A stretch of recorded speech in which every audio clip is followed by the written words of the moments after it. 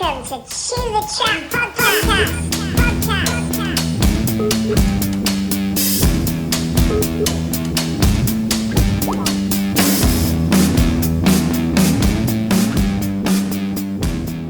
Builders used to be happy-go-lucky lads with the radio on, you know, and a chippy would take a bit of time and wants to get his mitre just right.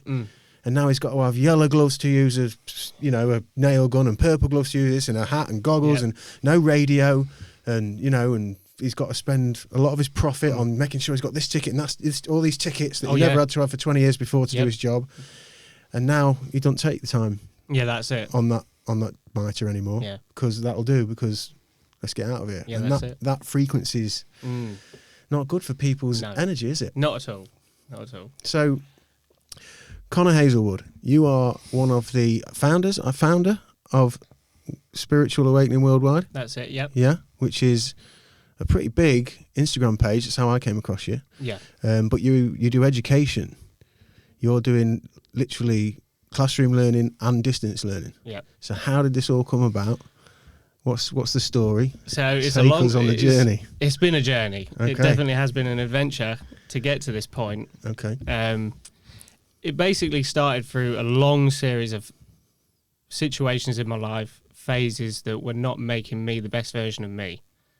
I went through some heartbreaks, all loads of different phases. And in the end, it brought me to probably the lowest point of my life. And I just decided, you know what, this isn't for me anymore. This isn't for me. I was surrounded by negative people who were going really nowhere, and wanted the same for me. And in the end, I just decided, look, this isn't for me. I had a few breakups as well, and then found myself on my own. I put myself on my own as well, because it was the best way I found that I could truly be me. So the first thing I decided to do was completely block out of my life these negative people. And is that like a peer group then that you're talking about there? Is that like friends? Friendship is that group. Family or? Friendship group. I was just surrounded by the wrong people. I put myself there, obviously, through these bad experiences. I then found bad people. I think you attract how you're feeling for a long period of time. Obviously, what you think about every day, you become. Yeah. I feel. And I was becoming a very, very dark person quickly. Okay. And that isn't like me. It's never been that way. And is that through like a recreational thing? Is it through work? Are you guys partying? I mean, you're a young lad. I guess you're in a peer group, and guys are, the wolf mentality of young men, the wolf pack mentality. Yeah. It was complete ego. It was, I was 17 at the time. And ego took over me completely. So I always had to have a nice car and come to the parties, and we were going to the raves and things like that. And it was a bad environment. And we was doing the recreational stuff. We was just we got into drugs a lot. Late nights, no sleep, chaos, pushing each other a bit further. Do it. You do it. Yeah. We would literally push each other to the point we'd see how far you can go and that all came crashing down when a good friend of mine died from an overdose. So that was really tragic. But I always said to an ex of mine, we used to sit out late night talk, we'd say the only way this is going to end is someone's going to die from this eventually, because they're just going to push themselves to the point of no return. And that was possibly the worst part. That was at the pinnacle of how bad it could have got. But we came through that, and it was at that point that I just left. So how old were you when you kind of had that moment then, when that happened? I was about 20 at that point. So you had, some wherewithal to think like this. These thoughts were coming in, because I found in the experience of being a young man, when you're in the pack, often the school friends or the guys in your postcode, the people you grow up with, are the people you form with. You become a product of your environment. And sometimes, if you can feel you're not necessarily just them, that thought's always in there, and you can battle with it when you're younger, I think, because you want to be in a weird way. This is where we are, and this is the lads, but it's always there. And I think as you get a little bit older, or certainly for me, it felt like it took a while for me to accept and go, actually, I need to get on my track. Yeah, this is it. Yeah. So at 20, you've done well, because I wasn't that young when I started thinking, hang on a minute, this is not what I'm supposed to be doing. Yeah. Good on you. Well, it just got to the point. Obviously, that happened, and then I had an experience myself, where I took too much one time, and I just completely passed out. And I had a vision, a few hours into it, where this almost like a godlike figure came to me and said, "This isn't you. If you continue on this path, you will either die or you will be imprisoned." But it wasn't. Sometimes you can tell the difference between a dream and an actual experience, a spiritual experience. And I woke up from that. You can always tell the difference because of the emotion that follows it. How real it really feels. Absolutely. And the emotion that comes with so pure and powerful. And I remember waking up from that and just crying my eyes out, bursting into tears. I was literally on the floor, just in absolute terror at what I was doing in my life. And it was at that point I went straight online, started buying books on how to completely reprogram my mind. It was almost like this knowledge came from nowhere of how to heal myself completely. So I went on, I bought the books, went home, took a shower. That's always the first thing to do, just wash it away, cleanse yourself. Yeah. Did that and decided that it was a baby step thing at first, because it was quite a thing to leave that environment. It's such a hard thing to do. Yeah. Well, it's not just leaving, Billy and Mick and the lads. Yeah. So much of the geography, there's so much more to it, isn't there?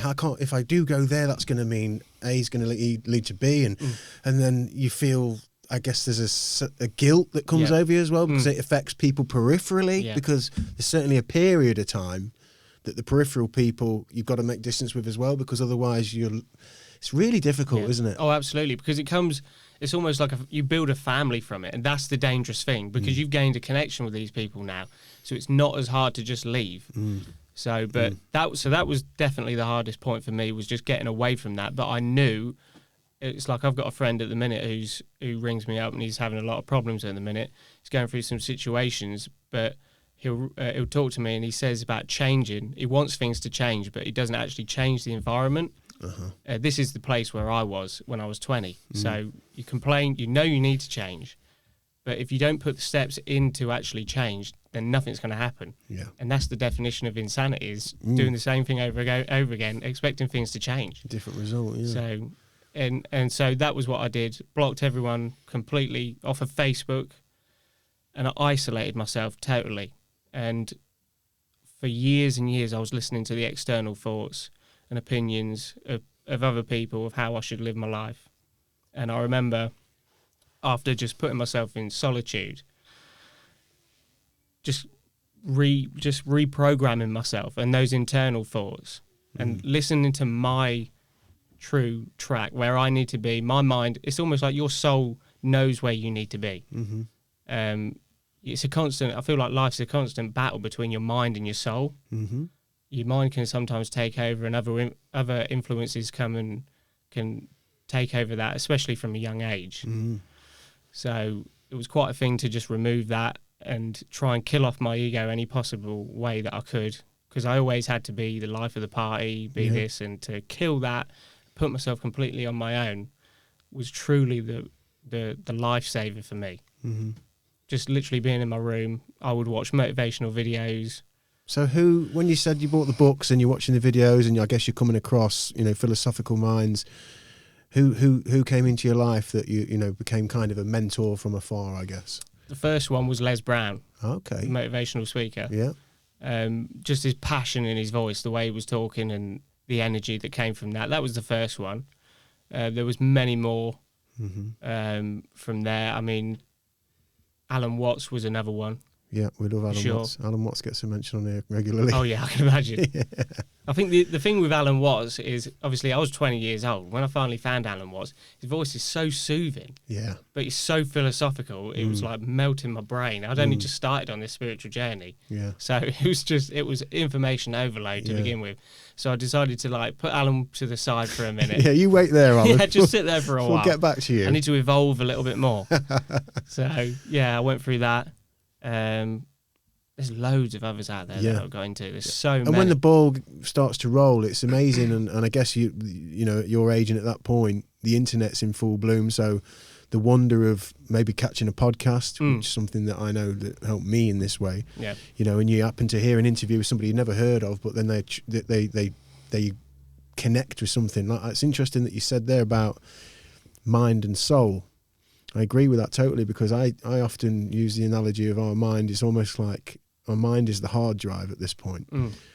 And as you said about environment, it's almost as if we're plugging a USB of the television, the tabloid, you know, the pop culture just straight into your hard drive, downloading that. And then all the while your instinct, your soul, your true consciousness has already got its innate intelligence. Absolutely. And so you've got this download, and maybe you're going to make the decision about the thing, and you're kind of having that battle off about the culture, which Terence McKenna, I don't know if you've come across Terence, but one of his phrases, and one that I wear the t-shirt of often, is his culture is not your friend. And at first I thought, whoa, that's a fucking heavy thing to say. And then the more I listen to him and the more I've gone on this path as well, you sort of realise, oh, actually, popular culture is that. It's that battle. It's like the idea is being put in your head, and if you don't conform to it, then you're not part of this party. And then we're at odds with that. But you to come to terms with the soul, as you put it, you know, that intuition. That's the battle. Do you trust yourself, or do you get in the gang? Yeah. That's a really difficult one, isn't it? Oh, absolutely. I mean, I noticed for myself, like when I was all the while I was ignoring my soul. I mean, look at the environment I'd created for myself. It was completely negative. There was nothing positive about that situation. I just want to step in, and it's really cool to hear a young person say, I'd created for myself. You haven't said, well, you know, Benny and, you know, Jerry, they're nuts, and they made us do this, and then, you know, and if it weren't for them, and if I didn't live here, and if it wasn't for this postcode. It's really, really refreshing to hear you say, hang on a minute, no, you know. And I'm sure those things are in there. Yeah. But really, it's like, no, I've one step in front of the other. I walked here. That was another hard lesson of mine, because at the start, it's so easy to blame others. It's so easy. And that's what I did do. And then in time, I started to notice how negative that was making me, is blaming other people. And I really sat and thought about it. It's amazing what solitude does for you, because it really opens things up. It shows you're the root of the problem. So easy to blame everyone else for it. But when it comes down to it, you made those decisions to go there. You make the decisions to bring in any kind of energy into your life, positive and negative. So you are the creator of your life. You decide which path you want to go down. You either make good choices or bad choices. And that's why spirituality was the main driving force for a positive change in my life. And this is the thing as well. I wanted to just point out that, like, just put out there that a lot of younger people think that this is like a religious thing. Yeah. It's like even like a cult or something like that. But this is all about positive change. I notice how positive my life has become now since coming onto this. And I just want to be able to share that with so many people. Well, you're doing a great job of that. Yeah. You're doing a great job of that. We're already doing... I mean, I'm talking to people from India at the minute, and I've met people from Canada and all over the place. They just bring through so many loving messages. And I absolutely love that. I've always wanted that for my life, is just to talk to people. I love to connect with people anyway. But to do that from around the world is just such a powerful thing. You're bringing in energy from people, or how they've been brought up in their environment, how their parents brought them up, or their ancestors. You're bringing in all that energy, and it's just amazing to connect and see how they live and how they think. And when it comes down to it, they're no different. No matter where they are in the world, they're actually no different. Humans just want to be loved. Yeah. Don't they? The emotions are the same. Yeah. The soul's journey is the same. Yeah, that universal language doesn't change. No. You know, that's why we can communicate through music or through song in such ways. You know, I've been on holiday in Thailand, and I lived in a little fishing village in the middle of nowhere, and we just had a little baby, and my Thai was Nick Noy, little, you know, and the hours I could spend with old fishermen and their wives and their nieces and nephews, and we'd all just be kind of, you know, making noises and pointing and exhibiting kind of movement, and we were getting it, you know, and it's almost stronger in a way. Yeah. That's magnificent. Because there's a connection there. Yeah. So you mentioned, obviously, your peer group and kind of that later adolescence coming into sort of young manhood part of your life. And then you mentioned there about connecting with other people and things like childhood and stuff like that. So what's your upbringing like? And what was that impact on you, do you think? And have you sort of looked into that? Do you feel, you know, is that positive, negative for you? Done a lot of work on that. That was one of the next steps. I was born in Basildon, not far from London. Essex. Yeah, Essex. Yep. We grew up in East Tilbury. It's just right on the Thames, pretty much, in the docks there. Mm-hmm. And I grew up there till I was 7. I've got the most loving, supportive parents in the world. They're amazing, and they've wanted nothing but the best for us for our whole lives. So they've been my team, if you like. Mm-hmm. It's just they've supported since day one through anything. You couldn't have done anything wrong. Any decision you've ever wanted to make, they will support you through it. So that's been a blessing for me. But growing up where we was, it was a really rough place. I remember from a young age seeing people getting. There was one guy that had been killed outside a pub there. I mean, I just remember being a kid, and you walk past on the way to school, and there'll be a pool of blood there.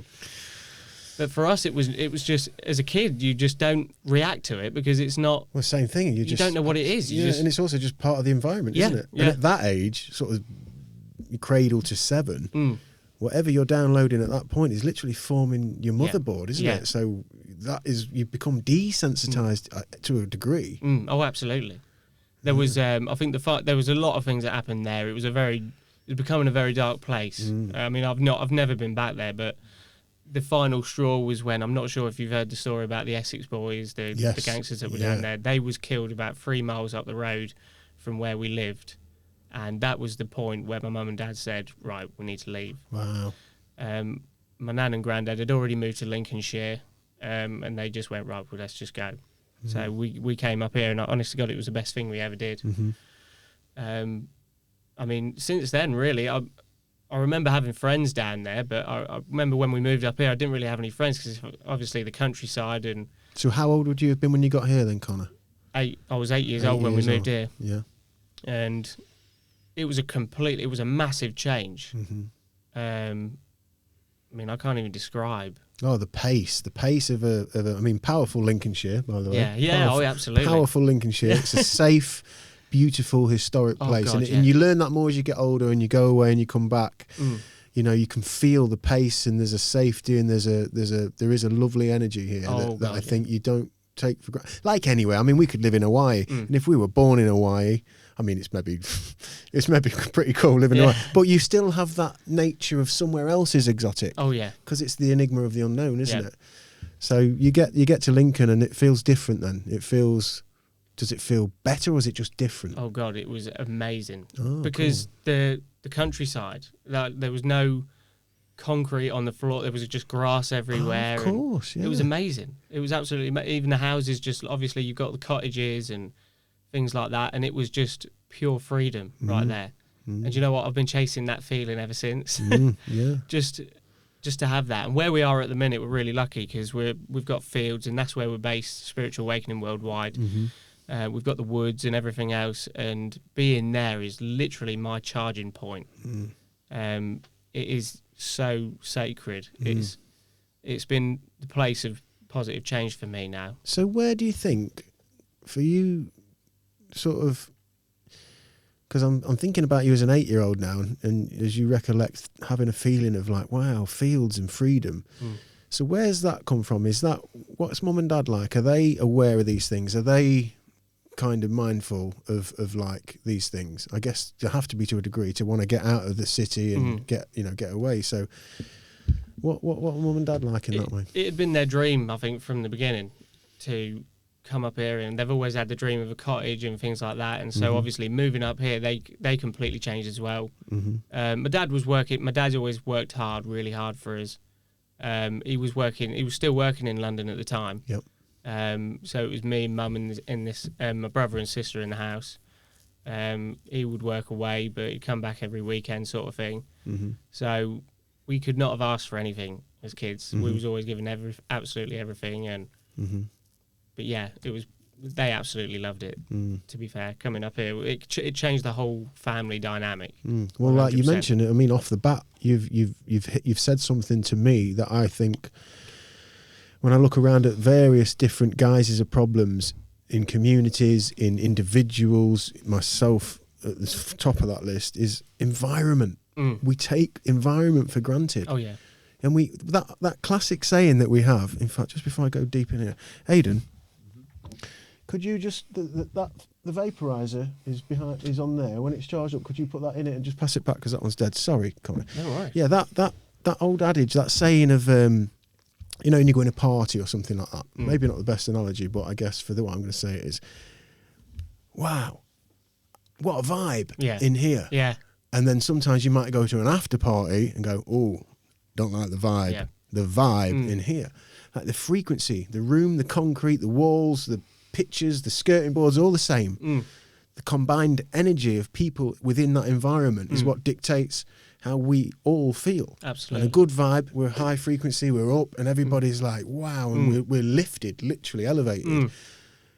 Dodgy, dark, and you start to feel the weight of it, and like, I need to get out of here, I don't like it, something's going to, like, isn't that a strange thing? An environment dictates so much of that, and as you nailed it, with yourself when you said, I needed to change my environment, If we are suffering with issues and problems, as I guess a common one for young lads is being in those gangs, being sort of smoking too much weed, doing too many things at the weekend and not sleeping and dodging bills and playing the PlayStation until 3 o'clock on Sunday and, and kind of knowing in there that like, for fuck's sake. But unless you like, I don't know, get rid of the PlayStation and don't go to the Hare and Hounds on Friday where the lads are going to be, you ain't going to change that because you'll get there with all the best intentions in the world, wind the control pads up, put them in a drawer. Sit with the lads. I'm not doing anything tonight. I'm just having a drink, lads. I'm just having a drink. And then, 3 hours later. Well, you can guarantee, And then you have the horrors the next day because you feel like shit anyway. Yeah. But then you've also got that. So changing the environment is so critical, isn't it? Oh, yeah. It's key. It's so critical. So as you've grown up then in Lincolnshire, did you start to make friends? And did you notice, was there a difference in the kind of people that you were starting to connect to than maybe, I mean, you were young before, so I guess it's different. It's difficult to make a comparison, but how did it start to develop then from being a young lad? You start to make friends and good time at school, was that cool? Yeah, school was absolutely fun. I mean, we was in a tiny little school in Bucknell, and there was only about 40 kids in the school. It was absolutely tiny, but the teachers were amazing. I think because it was a smaller school, the teachers are like, they've got more time for you. Yeah. And I learned best on a sort of more of a one-to-one sort of situation. So that was amazing. And they sort of knew what I needed to be doing, how I was as a person, and they worked on that. So I had teachers coming up and they would put me in the Young Americans and things like that. And they would just come up and ask me sort of if I wanted to do it because I was a bit of a class clown anyway. Okay, yeah. So they came up to me and put that forward, and I went and did that, and that was an amazing experience. Is that where you sort of go over there and do like camp and stuff? They came over here and they do, it was like an acting sort of school thing, and they do like dance things and things like that. That was amazing. That was a good experience. Awesome. It was something that I don't think I would have experienced being down there. Yeah. Because obviously that one-to-one sort of situation, they had more time and... Yeah, they sort of pushed me that sort of side. I think it was always something that I wanted to do. So you've always had that outgoing nature then, you're confident, outgoing, but you've had that awareness, that little wonder and of like, should it be like this or is there more? I've always had conflict at schools because it was almost like I knew I was becoming a part of something that I really didn't want to be a part of almost. Right. So it was becoming, especially at secondary school, the way we was learning about different things, and I was conflicting a lot. What with the actual structure of How things were the going. institution, as opposed to with friends and stuff? Yeah, it was almost like... So it was becoming clear that as you're getting older, you need to go to school, then you need to go to college, and then you do university, and the whole system. And then you get married, you have kids, you get a job, you get the Keep car. paying the bills. You keep paying the bills. And I was just... The more I got older, the more sort of bitter I got about it. And I thought, obviously, there's no really way out of this, really, if you think about it. I mean, I didn't enjoy school. I didn't enjoy the learning of school because it was just constant learning about things I really didn't... You just weren't engaging. No. Yeah. I've felt more freedom being outside. What have you done with algebra since then? Literally, no. I don't think anybody has. No, I didn't do well at school. Yeah. I left school with nothing, actually. Right. And I'm proud of that. Okay. Absolutely, 100%. Right. So I didn't do good at school, but I sort of feel like I knew where I wanted to go. I knew what I needed to be. And I think sometimes when you just work towards it, when you just decide something and then just push towards it, just start. Mm-hmm. I mean, you're never going to know you're never going to know where you're going to finish. Mm-hmm. I think sometimes you just need to start, and the way and the how will come. Mm-hmm. So it's been similar for me, where I changed my environment, and I knew what I wanted for my life. I knew that as soon as I started making positive changes, an opportunity will come, and that's exactly what happened. So we'll go back to, you've left the lads then, you're sort of 20 years old now, you've secluded yourself, you've started reading the books, you've started searching deeper inside yourself, essentially. And a lot of those early signs that you've talked about, recognizing the fields and wanting to be outside of what feels like a conformed structure, but eager to get somewhere, to do something, the motivation is there. So what's the process then from, as you start to come away from the old environment, the lads and that life? Obviously you're maturing anyway, you're getting older anyway, so there's a whole load of learning that's happening, by design, but you're also doing all of this reading and connecting to these thinkers and people. When does it come around where you literally say, do you know what, I'm going to put something together, I'm going to start some kind of, movement based around this strong feeling, this what I've got? How does that come around? Well, the first thing I did was I sought counselling. Mm-hmm. So that was to get over all of the situations that I'd been in. I just knew it was going to help, and I dedicated myself to that. It was probably the most dedicated I've ever been in my life. I remember finishing work at 6 o'clock at night. It'd be dark. I didn't have a car, so I'd have to walk from the yard to go to the counselling. I'd have to sit in McDonald's for like 3 hours and wait for it. Wow. So I was so dedicated to changing it. Yeah. I just knew that this is what I had to do. So can I ask a question quickly, Connor? So when you went to counselling, had you already started reading a bit? Were you sort of kind of starting to become aware of there's more consciousness, there's more connection? And when you had your first counselling session, because I know people have had counselling. I mean, I've had counselling. Some people, it's a bit of a paradox, because some people who have had it, who have, let's say, become a little bit more book smart, maybe read some self-help stuff, some philosophical stuff, kind of along the lines of, I've got this worked out a bit, find themselves paying £50, £60 for an hour to sit with somebody and feel like, well, you haven't told me anything I don't know. My feeling on that is always, it's not about what you know and what they know. It's the process of talking. On the last podcast with Ray Elliott, he said the same, to communicate and kind of the consistency of that, building a relationship and exchanging. So how did you feel on that first session? Were you just relieved to get there, or how was it? Oh, it was a beautiful feeling. And acceptance is a very powerful thing. It's accepting that I needed the counselling. So when I finally got there and began to open up, oh God, it just opened up. It's like just fell down the rabbit hole, if you like. And then I would just come out with it all. And it was amazing to start talking. It was the best. And I think I had 10 solid weeks of this. Mm-hmm.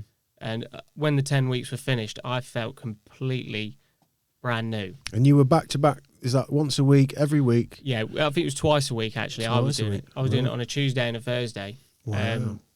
But like I say, I would sit in the dark and the rain, and I would sit and wait, and I was dedicated to it. But I think that was as well. That was another powerful reason why, at the end of the 10 weeks, 100%. it added to why I was feeling good, because I was so dedicated to doing it, and I'd finished it. I believe that tremendously, you know, and I use that. I try and inform, you know, when I've got young people in my life, whether it be through work, my children, you know, I always try and stress that whether we're going for a hike to get to a beautiful camping spot, or, you know, Daddy, my legs are, you know, we're nearly there. Like, nothing worthwhile is easy. Exactly. Nothing. And you sitting there in the rain and just believing and trusting that, no, that I've got to do this. And yeah, it's a grind. I mean, it's the same with exercise. Yep.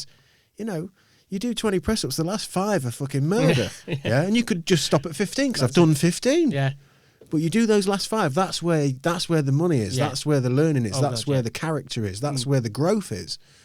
So I'm absolutely harmonising with you there. I love to hear that, because it's in those moments when the voice is, you know, the most difficult thing, or the thing you know you need to do. Yep. That's the thing you've got to do. That's it. Yeah, yeah. And then the reward will come, and it will come, I don't know, it might come down the line in 2 months or in 6 weeks, or in the form of something where things just open up for you a bit. Because we can see it clear as day when it's shit. When you're negative, you're like, fucking this has happened, then my car tyre went down, then my boss fucking other shit. You know, and then there's all these, you can see it clear as day, everything's shit. And like you said, you verbalise it, and now you're verbalising it all the time, and now you're becoming it. Oh God, Connor's here again. Fucking hell, here we go. You know, but you can do that the other way around. Yeah. And you can manifest positivity. Absolutely. But it takes a bit of elbow grease. It takes a bit of looking at yourself square on, and then saying, okay, right, do what I need done. Right, I'll sit here. It's raining. Right, do I need to sit here for 2 hours? I mean, I was here on Tuesday. You know, I'll be back next Tuesday. I feel all right. No, fucking sit it out. Absolutely. Reward comes. And this is why I wanted to start with. I had to get rid of all of that negativity out of my life first, because I didn't give myself anything to go back to. When I was sat in the rain in the dark, I'd already got rid of all my friends. I'd blocked them all on Facebook, so there was no going back for me. This was the only option now, was to progress. And so, I mean, there's a famous saying that I absolutely love is, if you want to invade an island, put the soldiers on the beach and burn the boats, because now they've got to. There's no way out now. And that was exactly how I felt. So I had no other option than to get to the end of those 10 weeks, got there, and it was the most beautiful feeling. It was almost like my mind was just freed up now of the negative thoughts. Defragging your hard drive. Oh, absolutely, yeah. And I was able now to make space for some positive change in my life. And from that point, obviously, it's a slow process. It's so slow. And at the time, you just feel like, am I actually getting anywhere? But the more you just keep working at it, every single day, you just wake up and go at it. Just go at the day. Get through the day, and then on to the next one. And I got a job at a place in Grantham, and it was terrible. It was a love-hate sort of thing. So I was obviously going through this change in my life. I'd done the counselling. And let's just point out for listeners and viewers, like this kind of change can be quite scary for a lot of people, because it's such a shift in who you think you are. Do you know what I mean? It can be, and people can just put it off and kind of go, well, no, you know, that's not me. I'm a Man United fan, and I stand here at the bar, and you know, I'm all right, you know, and a lot of men, we do that, and so yeah, credit to you for that as well, because it's not easy to do this, and there is instances where you kind of get caught in a situation where you can normally feel yourself doing something different, and maybe question yourself, or your confidence, the anxiety can come. And you've got to trust yourself in those moments as well. Absolutely. So what was the job then? What were you? What did you get? It was a lot of hard physical work. Yeah. And you'd be working in the heat in the August and things like that. And I decided we had 3 weeks of this work, and I decided to just put my headphones on and listen to Woodstock. So, and it was the full playlist on YouTube of Woodstock. I'd never even heard of that music. I've always loved 60s music for some reason. So I found Woodstock, decided to listen to the whole playlist. I think it was for 3 or 4 days, just continuous, like, listen to the just Woodstock. Looping it. And then I went back in the yard. It would have been like 32 degrees in the heat all day for 3 days, listening to Woodstock. Went in the office, and that's when I looked at the clock, and it said 4:44. See, now I've done this before, I look at the clock and it says that. But for some reason, this time it felt like there was a meaning to it. Yeah.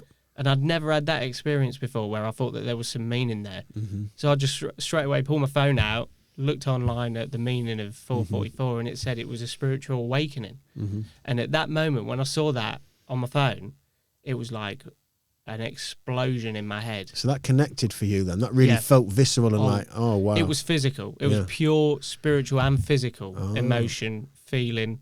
It was unlike anything I've ever felt in my life. Mm.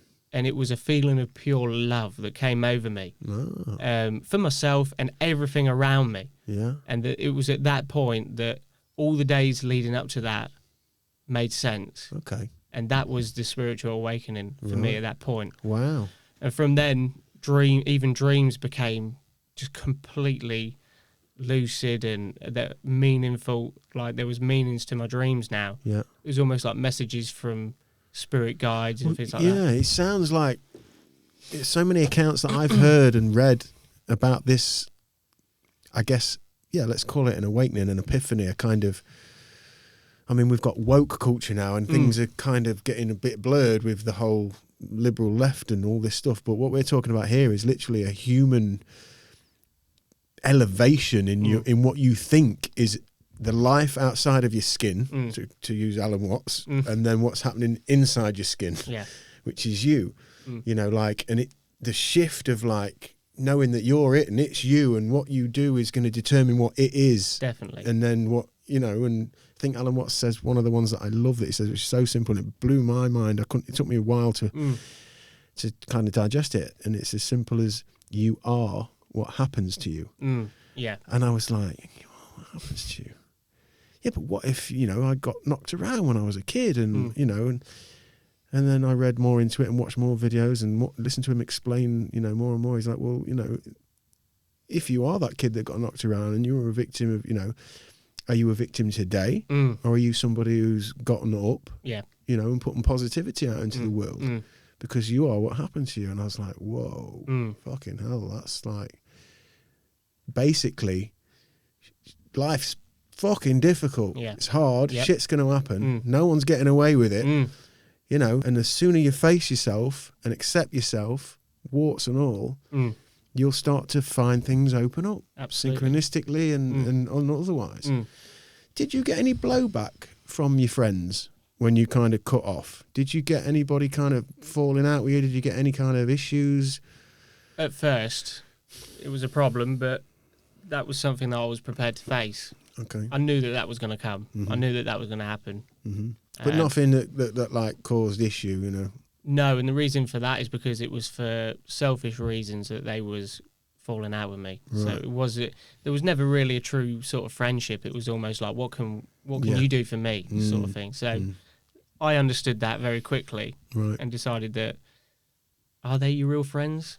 So it was quite easy for me to do that.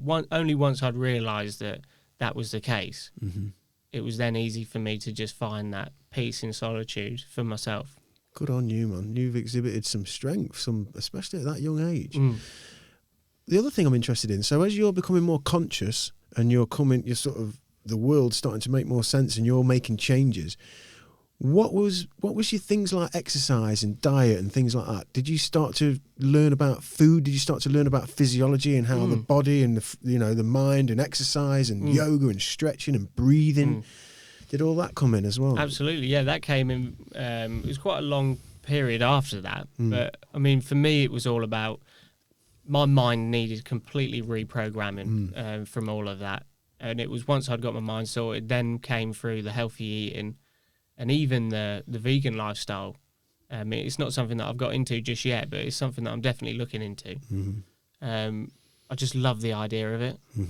I just love the thought that, well, I hate the thought of animals getting killed like on a mass-produced level. I absolutely hate that idea. That's the difficult bit, isn't it? Yeah, that's bad. I don't agree with that at all. But yeah, absolutely. I like that came forward where the healthy eating side of things and the effect that has on your mind. Yeah, because I mean, I must put it into context really, because I've probably had a similar experience to you. I feel like a bit later in life than you, I think though. And yeah, at first, it feels like now I'm recollecting. I mean, because it's never ending. What you learn is when this happens, when you have that epiphany moment, 444, what the fuck, shit, love overwhelms me. It's not like you've just gone from there to there and oh, brilliant, now life's going to be great. It's like, no, that's just started. Yeah. It's like they say when you become a black belt. No, now it's just started. Yeah. You know, and then you just keep branching and branching and branching. But yeah, that first, I guess, yeah, you're right. It takes fucking years, probably a couple of years, just to defrag these preconceived judgments, notions, ideas, frameworks you've got for everything. You know, like you're defragging all of the newspapers you've seen and all the fucking whatever it is the culture's told you. You know, and then you're starting to upload your, you know, philosophical insight from Alan Watts and whoever it may be, and simple things that you're just recognizing now, like a field with flowers in it in spring. And that alone, you know, if someone starts going, oh, by the way, did you realise that bread's ground wheat and it's not, you know, hang on a minute, you know, like, give me. So it is a slow burner, but it is amazing how you just keep going, oh, right, and that's connected to that. And then you realise, oh, right, if I move my body, I need to move my body. And luckily, you're getting older and you need to do that anyway. Yeah. So that's amazing. So as we sit here today then, oh no, in fact, before we get here today, so you're going, you have that moment, 444, it comes over you, it really kicks in. You are on to a new path. How far away are we from you sort of sitting down and going, right, I'm going to begin this movement, this spiritual awakening? What happens? Probably another 2 years, like, until it finally happened, where, because I had, it was from there that I had a relationship of which I have my daughter now, and she that was obviously, once I had my daughter, everything absolutely changed, but obviously not with the mum anymore, so that was almost like a little stumbling block, but it was the final straw. That was the one thing that pushed me over the edge to start this, because I'd done all these years of looking toward myself, and then I started blaming myself again. I was like, oh, where did I slip up? But that was a whole different situation. The love was there, and then in the end, it became a one-sided sort of thing. But had my daughter, and I'm so grateful for that. How old's your daughter now? She's a year and a bit. Oh, good on you. So yeah, I have her every weekend. Drive 3 hours to come and get her. So oh, bless you. I love her to bits. Honestly, it's her that pushes me on 100%. When I get to look into her eyes every single weekend, I can see the finish line of all of this. So. Okay, that's put a different spin on things. So, having a baby, so when you have the baby, are you two in a good position, you and your partner at that point? Were you kind of happy when you had the baby, or were you kind of... we actually split up. Right. And then a week later, she told me she was pregnant. So I was like, right, I'm coming back. Obviously, we're going to sort things out and everything. So we did do. And then it was about 3 months after she was born. I'd lost my job. It's everything that could have gone wrong at that point. So you were tested. Wrong. You were really tested. I was thrown to the absolute flames, to the coals on this one. It was, so my daughter was born, then I lost my job, and then I lost $4,000 on a car. So I had no money, no job, and I was literally the lowest. This was this time last year. Wow, as recent as that. Yeah, this time last year. So obviously then 3 months in and things got on top, we split up. Luckily now we're still civil, so I still love her to bits. She's my ex. Like she's. Was that a test for you, Connor? Did you notice in the way when the relationship broke down? I mean, I don't know what your temperament's like. We've met tonight. To try and maintain dignity and calm in the face of such a difficult emotional thing like that, could you feel that was different in the way you cope with that? Or oh yeah, because I'd completely changed as a person anyway, so I was able to accept the situation. Obviously the love wasn't there anymore. I think we both understood that, and so it was quite easy to just say, right, okay, this is the situation. And thank God we're civil and everything like that, and because I've known a lot of friends and got older guys that I work with had a hell of an experience with that. And that impacts the children. Yeah, absolutely. So luckily, Lord, we had a good situation. So were you there for the birth? Yeah. What was that like? Oh, it was amazing. Traumatizing, but amazing. Wow. Yeah. I found it to be like the most psychedelic. Oh yeah, absolutely. The most psychedelic, like and I'm a fan of psychedelics. I've used a lot of psychedelics. I continue to use psychedelics. I think they are in the line of this conversation, in the right set and setting. To quote, obviously, an age-old, scenario for them. So powerful in looking within, warts and all. But watching my babies be born was like, and I mean DMT level of just like, I mean, there's no language. No. I couldn't find the language. No. It was just unbelievable. So you did get to have that wonderful moment. Yeah, 100%. It's a very, because it's, your whole attention in that moment is in the physical. There's no mind chatter in there. You are just totally focused on that situation.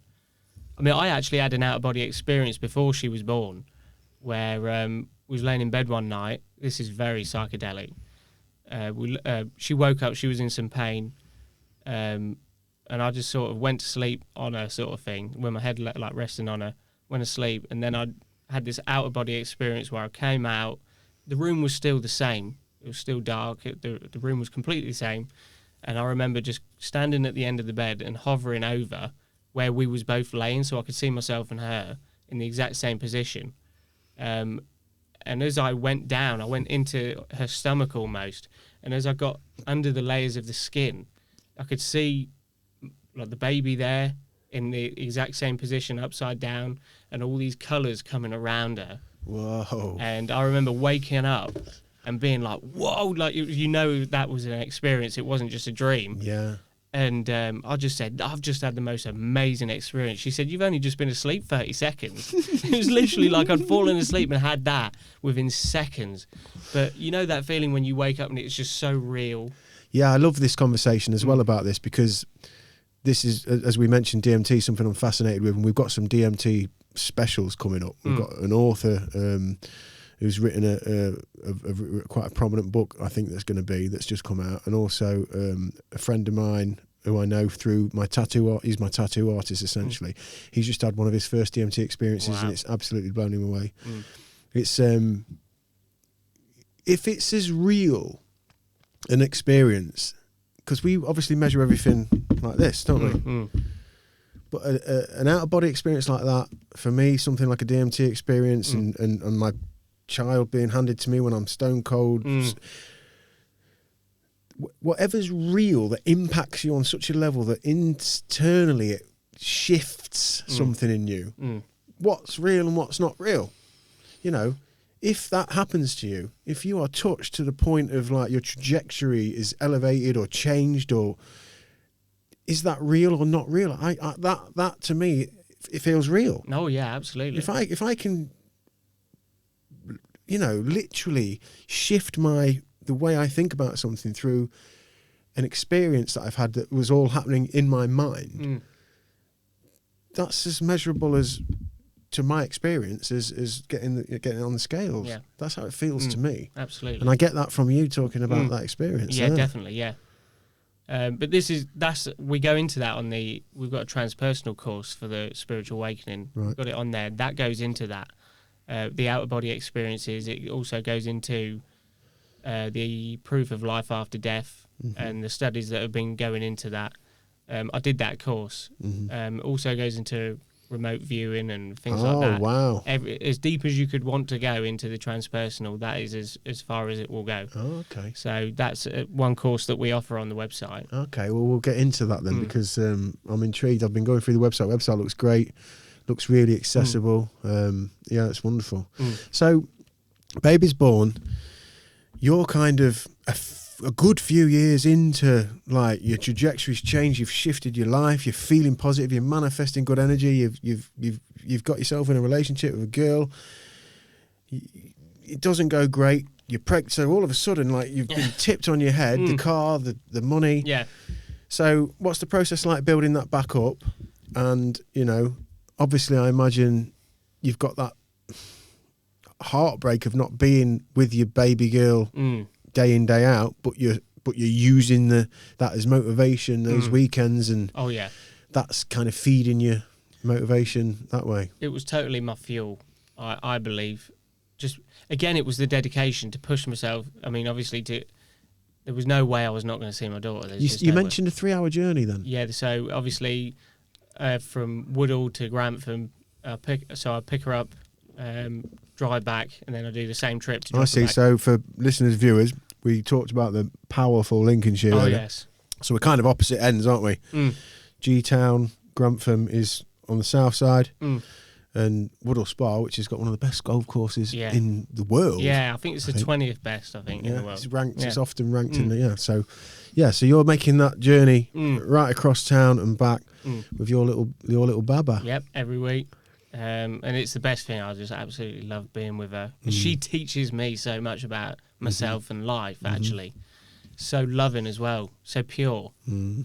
But it was at that point, it was doing that every single week, and I was just, there wasn't one day where I was dropping her off and I wasn't crying. There was just not one day. I can't imagine. So, and it was feeling that emotion and saving all the little bits, and I just, obviously then I'm back on my own now, so I have a lot of power on my own. I just feel like I'm able to do so much more mentally on my own for a positive life change sort of thing. So it was at that point I was sat, and I realised that obviously now I'm back on my own and I've become on this spiritual journey.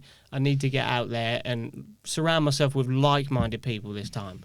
So I was ready to get back out there and join a group and things like this. But this time it needed to be completely different. So joined, there was a spiritual awakening page on Facebook.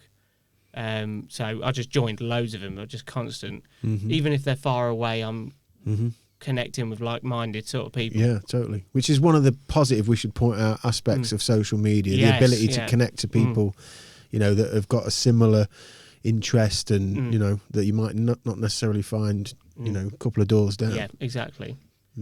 So I had that situation. I was just putting posts. I was so excited to actually be a part of it because I didn't think that it was actually anywhere. You start to think that you're on your own with this journey. So when I was finding big groups of people that were doing it, I was really excited. So I was putting loads of posts on this page, and in the end, this woman decided she put an advert out for someone to do some admin for the page. She didn't want to really do it anymore. And I'd only been on the page about 2 weeks. I think at the time it had 15,000 followers. And so I just thought, I'm going to just go for it. And said to her, yep, I'll do it. And she chose me out of all those people. And I remember asking her why she did choose me, because I hadn't been in the page long. And she just said something just felt right. I needed to just choose you. So that was the moment I was like, wow, now this is like, something's happening here. I'm not sure what it is, but something's changing for my life. Obviously at this point I'm on my own still. Continue. Are you living on your own, Connor? Are you back with your folks? Yeah, back with my mum and dad now. And that's probably the best thing I could have done. And mum and dad are together still? Yeah. Oh, powerful mum and dad. They've been together since I was 18 and they're 50 now. So. Big shout to Mr. and Mrs. Hazelwood. Yeah, that's it. Awesome. Yeah. So, and they've supported me the whole way. So that was grounding for you then. That was a nice thing for you, because a lot of the time on this podcast, I'm really intrigued by child and that journey, and it's interesting hearing from what I've looked at on your website and the little bit of research I've been able to do this week on you and seeing, I think, some of your family. You sounds like you had a pretty solid family life and love, and you were together and conscious of being together, which is something that I pick up on so much with guests and in my own life, where I didn't feel that, and so it's interesting to hear, the different trauma you had later on, kind of in your world as much as like being from home. That's interesting. That's not something I come across as much. I think it's the trauma that, like I say, I put myself in that created this change. So I feel like I needed that. I have no bad thoughts about those situations at all. I feel like if it wasn't for those situations, I wouldn't be where I am right now. So I'm truly grateful for every situation I've been in and put myself in. So. Oh, what a great attitude, man. I not to be preachy, but if a lot of us were to take that upon our shoulders, we would not only make this collective environment, a healthier one, but we would all feel better. Yeah.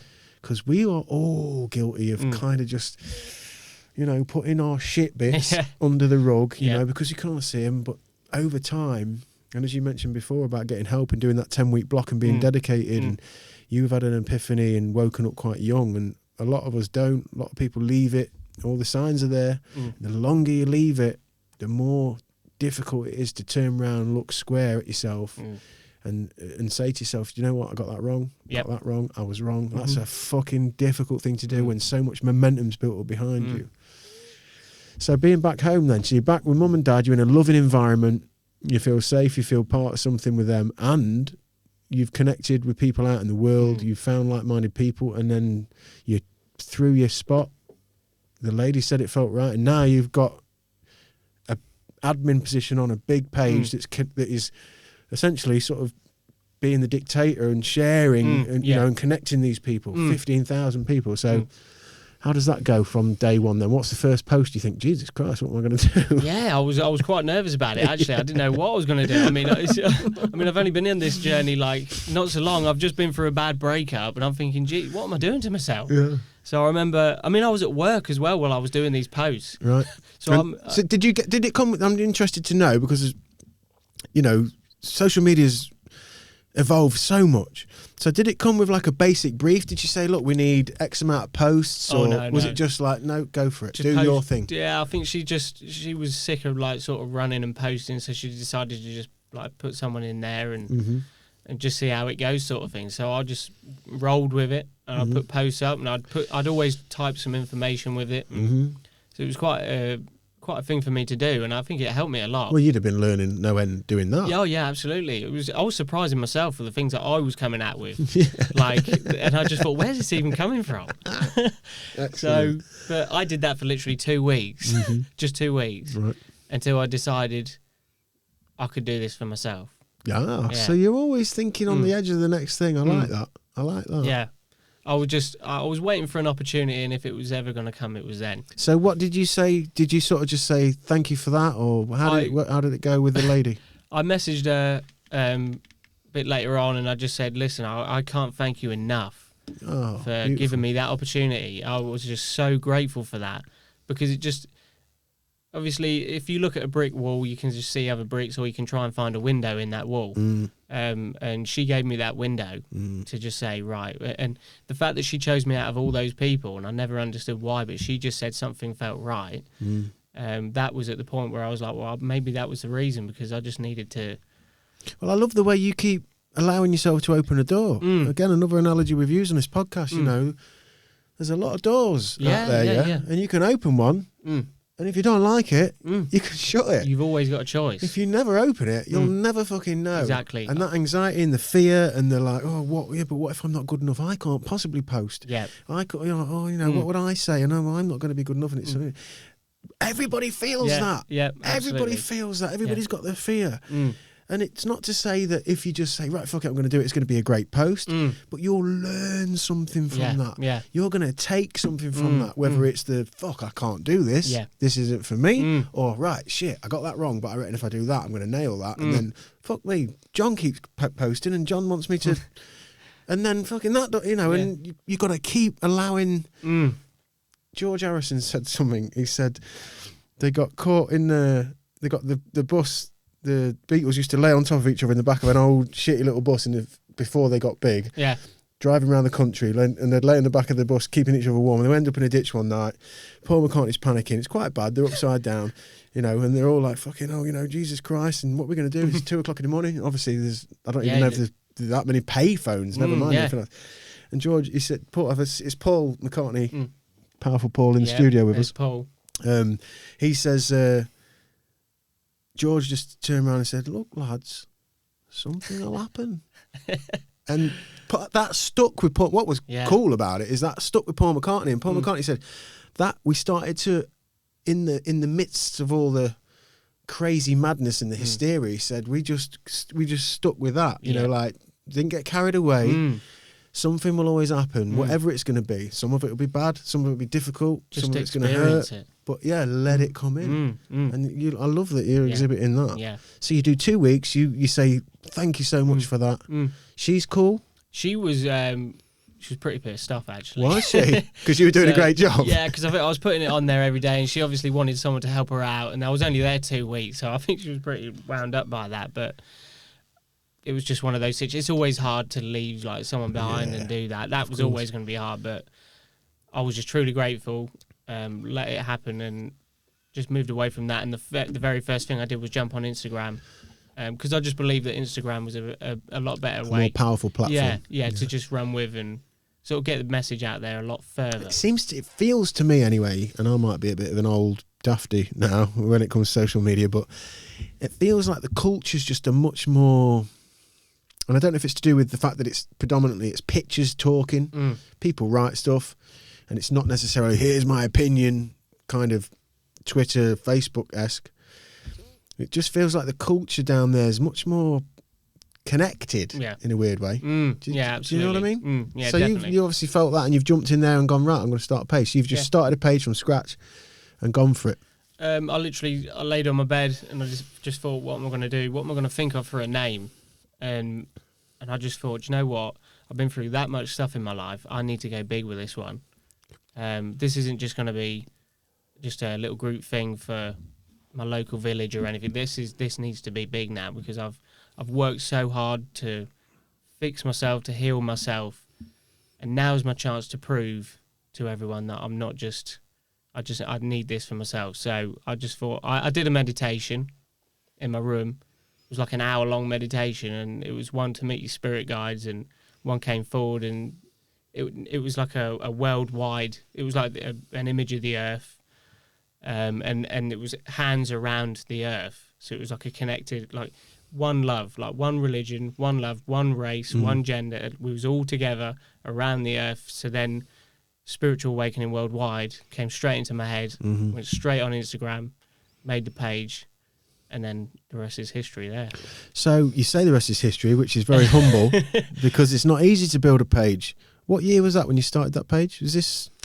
This isn't even a year. This was literally 10 months ago, 11 months ago now. So Jesus. September the 1st of last year.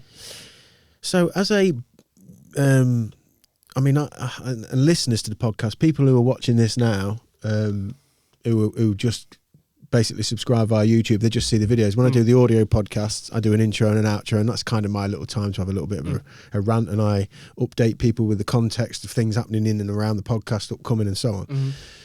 One of the things I talk about is Facebook, Twitter, Instagram, social media. I hate feeling like I'm telling people, and subscribe and asking people to do stuff. Yeah. Do you know what I mean? 'Cause I always feel like whenever I'm in that position, I'm a Patreon to 2 or 3 podcasts.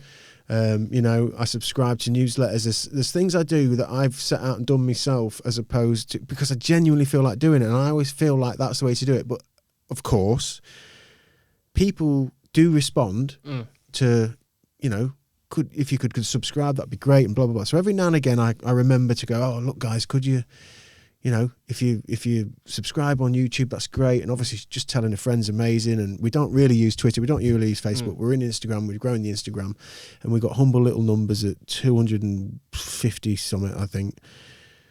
And I always feel a little bit, but it's difficult to grow a page. You've had a page for 11 months and you've flown out the blocks then. Yeah. What was that like? How the first post? How, because there's all this tagging this, and there's specific science to it as well. If you go into that side, technically, how did it work for you? Did you just start posting and like ping, ping, ping, ping, ping? No, it was a process where I just thought to myself, right, I've been dedicated to things before. Let's become dedicated to this. Let's just put my all into it. So I went on YouTube and I learned how to do different posts, all your hashtaggings and things like that. How to design a bio, all of that. I literally had to learn from scratch how to do it. I'd never done anything like this before in my life, so YouTube was a massive help for that. Yeah. But once I got going, I remember dancing around the living room to 100 followers. I was literally... Do you know, we're just about, Aidan and I, powerful producer Aidan, say hello Aidan, we're with us. Hello. We're designing some t-shirts, and we're just coming up to our first 100 subscribers on YouTube. So we're going to give away some t-shirts. We're going to work out a way of interacting with people and give it. But I'm so fucking buzzed about that. Yeah. And I did the research. I was bumbling around. I've been in bands over the years, and I've been a bit ignorant social media, really. A bit of a dinosaur, I guess, because I'm in the kind of, the X generation of, I was analog. And then this came in, it's like, there's a bit of a, bit of a Luddite. But I did pay attention doing this, and I started to watch those videos as well. It's amazing, actually, isn't it? You spend a couple of hours watching a few videos, you go, all right, yeah, there's structures to this, it's dead simple, it's uniform, keep it. And when I looked at YouTube, it's like, look, you know, keep going with YouTube. Yeah. It's going to be heartbreaking. Yeah. It's going to be fucking heartbreaking. Yeah. Because you're going to keep putting stuff out, and you're going to get 6 likes and 7 likes. But if your content's good and you're consistent and you mean what you're doing, and that 3 hours in the fucking bus shelter before you counselling. And we're coming up, and it kind of worked out. I thought, if we can get to 100 subscribers by Christmas, I will be over the moon. And it's exponential, isn't it? Like all these things are, because as soon as, I guess we're back to the culture thing. When other people kind of believe in it, you there's a thing happens, trust. All right, this is. But we're probably going to hit 100 YouTube subs, maybe even off the back of this. This will go out on Friday. It's Friday. Hello, everybody, and it's in the future. It's done.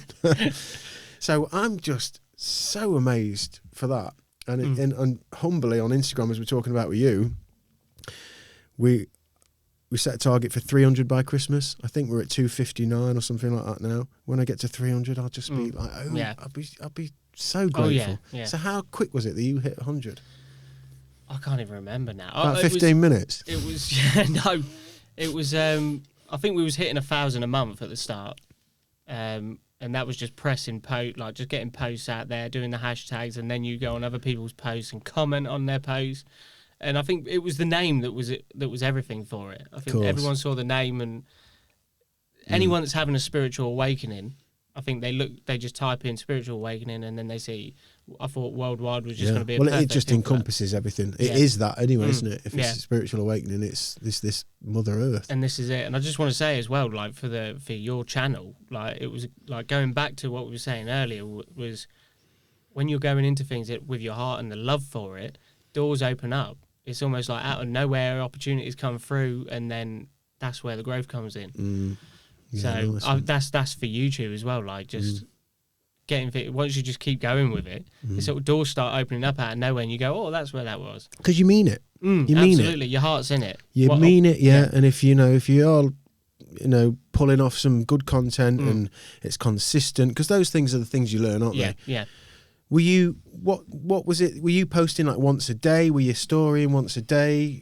Did you learn things that you thought, oh fucking hell, that's weird? I wouldn't have thought that when you were learning to do Instagram. Yeah, because it was like at the start, I was doing about 4, maybe 5 posts a day, and then obviously I'd just pick things up as I was going along. So I'd just watch YouTube videos every now and again and pick something else up. But yeah, things had just come out, and it was just.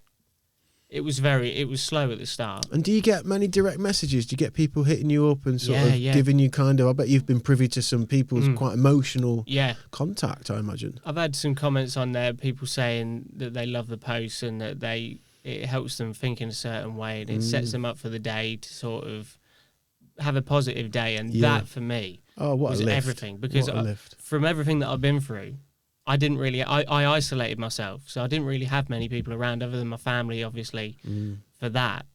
But to have people come out and thank you for that is just everything I've ever wanted. I've always just wanted people to feel the love I have for these people. I just want them to feel that. Yeah. I mean, I always say I just love every single person, no matter where they are in the world. I absolutely have a huge love for them. Powerful. I like that. Cheers to that. Well, that's beautiful. No, and we need this, man, especially from men. Men allowing ourselves to just drop the guard a little bit. Well, I mean, I don't even. Why guard? Why guard? I don't understand. I just think that wolf pack that you left and the wolf pack that I left, for some reason, we men we find safety in numbers or not. We find isolation, and it can go a completely different way, but I don't know what it is. We've got that testosterone, who's going to kill on the hunt today? Yeah, that's it, yeah. And we haven't managed that great, but I do feel there's a movement. I mean, having spoken to you this week and this podcast happening, there's as you just mentioned, doors opening. We've been contacted by other people who've listened to stuff. We're at 25 episodes now, and it's all this kind of thing. As you say, you are what you think, and you start moving in the direction of like, let's talk about this. well, guess what? People want to talk about it. Yeah. And then it gets a broader sense of like, okay, yeah, this is happening. We can drop our guard a bit. Yeah. I'll tell you, the love I have for it is the people that don't usually talk about it, or the people that can't talk about it or feel they can't talk about it are coming forward, and they absolutely love what we're posting and things like that. And they're the ones that usually message all the nice stuff. Yeah. And that is amazing. Yeah, that's because awesome. You're opening it up for people there. So that's a beautiful feeling just to do that. So as you're going through the gears and you're into month 3, month 4, and you're at like 3,000, 4,000 followers, and you're getting all this interaction and this page, because you can feel the energy when you've got that much movement. There's an energy. I mean, I know Aidan and I just been saying we've just noticed probably in the last 3 weeks, a month, like just that interaction level's just going up. I think the trust. Yeah. You know, that you're popping up in people's sphere, in their feed, just consistently enough, and peripherally, subconsciously, to recognise it, and there's a trust developing. And we've noticed the YouTubes, these episodes go out at the moment, they go out as like a premiere. Yeah. So we're recording now, this will go out on the following Friday. We promote it that way, people tune in. We've started to get as many as, and again, this is dead humble, as many as 35 people. Yeah.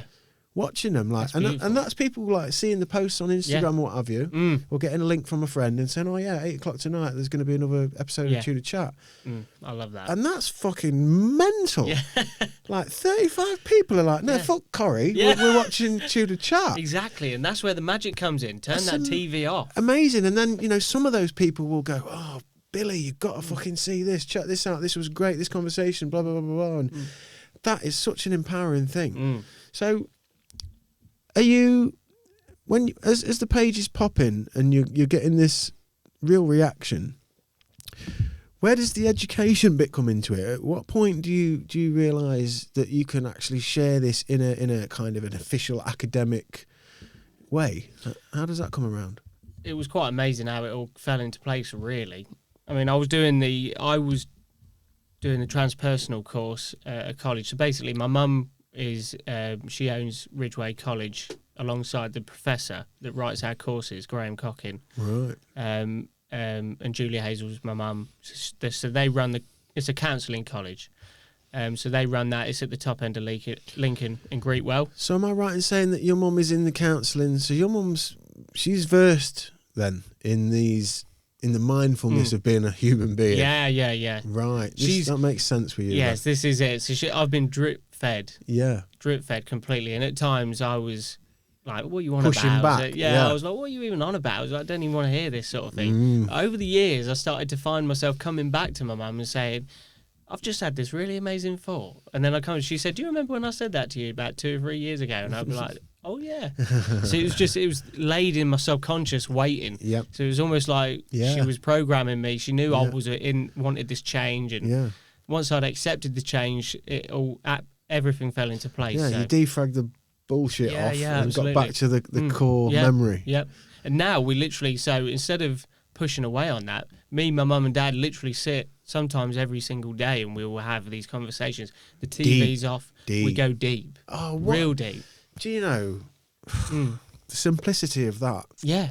To be able to sit with your mum and dad and go into these kinds of conversations, these kinds of areas where there's not even really any answers, it's just experience, and we're trying to articulate like how emotionally attached, detached, whatever it is, you can have those moments with your mum and dad. That's amazing. It's not just my mum and dad now, like obviously the Professor Graham and his wife. Professor Graham, is that who was going to come tonight? He was a bit late, he couldn't get here. But he had something else on. We'll do that in the future. That'll be amazing. Yeah, he's a great guy, honest to God.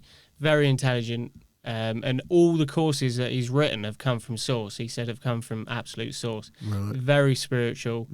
And his OBE experiences are out of this world. Right. Absolutely amazing guy, and his stories just go beyond anything I can even And that's comprehend. Graham, is it? Yep, Graham so Cockin. Graham, let's get you on, Graham. Looking forward to that. Okay, so your mum and Graham are in the Ridgeway College, which is a college that's essentially learning in counselling, in the whole human experience of therapy and trying to come good in some way. Yeah. Your page is popping. So I guess, what do you say? Does mum say to you, or do you say to mum, like, look, is there a way we can incorporate, because these people are in this sphere and this all connects, kind of thing? Yeah. Well, I was doing the Transpersonal course with Graham. There was six others of us doing it at the time, and I was the spiritual page only. Well, I think we had 200 followers at the time, and I got to the point where, because obviously this Transpersonal was a very spiritual course. And I was laid in bed one night, and it literally just came in a thought to me, a random thought, well, why could we do courses alongside this? What could we possibly do? So that's when I sat myself down with Graham and spoke to him about it, and he said, this is a bloody good idea. So and it flew off from there, really. It lay dormant for a long time, the idea did, until we started growing a little bit more. And then all of a sudden, everything just fell into place. All of a sudden, I don't know where it came from, but it just went into overdrive. I think I came to my mum one night and said, wonder if we could just push this. And then the next minute, we went for the website, got an amazing website, and then we put all the courses together. We re-edited all the courses, put the images with them, and put them into online format. So at first, there was all classroom learning. Yep. But they've all been edited now so that they can be... You've got both options. Yeah, so we've got classroom or long distance learning. So you can basically do it from home. And so that's the psychic awareness. Beautiful, wherever you are, worldwide. Yeah. And that couldn't have been any better for obviously everything that's happening right now as well. So, God, yeah. But yeah, it's been amazing. And we get together every weekend. Me, my mum, dad, Graham and his wife. So obviously we're the team now for Spiritual Awakening Worldwide. Yep. We get together every single weekend. We've got a bell tent at our place that is filled with crystals, healing crystals in there. And we get in there, we vibe, we brainstorm, we go real deep. We do DMT meditations in there. It is literally out of this world.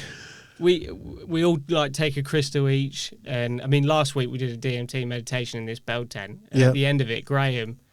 he's in his 60s, but he leapt out of his chair like he was taking off like a rocket. Yeah, well, he will do, won't he, on the DMT meditation. So it is hilarious. We have some laughs in there. It's just an amazing experience. That sounds phenomenal, yeah. And we're all real. We're all just... well, everybody's so open to this, and that's what I love. When you... Again, gratitude is something that I think we're in such a wonderful...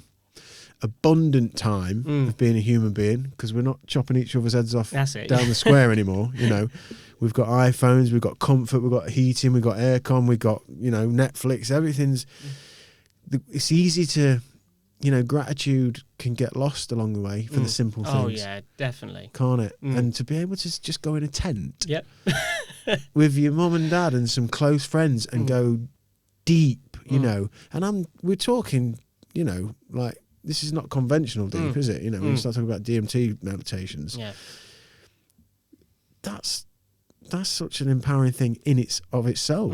So there's no wonder the page is popping, because that's just going directly back into the outward pouring, isn't it? Yeah, and the vision, I mean, obviously we don't do anything like that. We don't do the actual drugs and things like that. But the visuals that we get from the meditations are all built around abundance and how we're going to grow the page and things.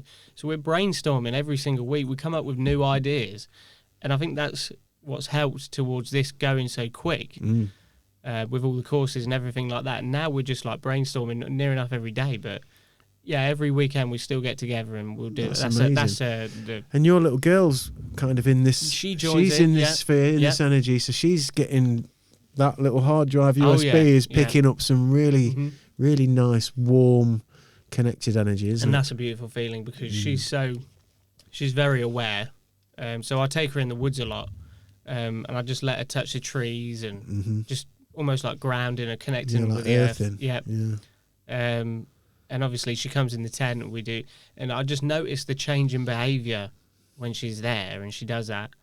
And she's just she's just like looking all the time. She's very aware of what's she's exploring, and she's just watching everything that's going on. So calm, just purely calm when she's in that environment. That's lovely. It's beautiful. It's lovely, yeah. Similarly, I've got 3 little kids, 6, 5 and 3.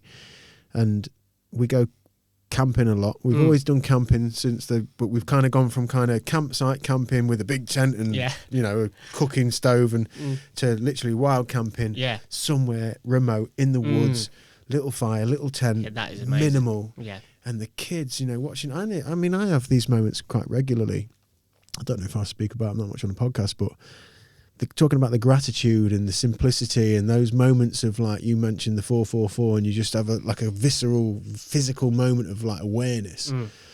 I have it often with the kids, and one of them was in the woods when we were camping. One of the first times I'd taken them wild camping, and we were in this opening in the woods, only local, beautiful place. It was a lovely day, and we'd made a rope swing in there. Just had a rope swing on a bit of stick. We had a fire going. We had the tent. We had some nice food cooking, and this opening is like just a nice kind of quite a sizable opening. Maybe I don't know, like maybe a third of a football pitch, kind of like an 18-yard box, kind of, you know, like that kind of size, beautiful in like a circle with the trees just opening up, and then all just bracken. And the kids were just running on the. A couple of them were on the swing rope, and one was with a mum at the fire.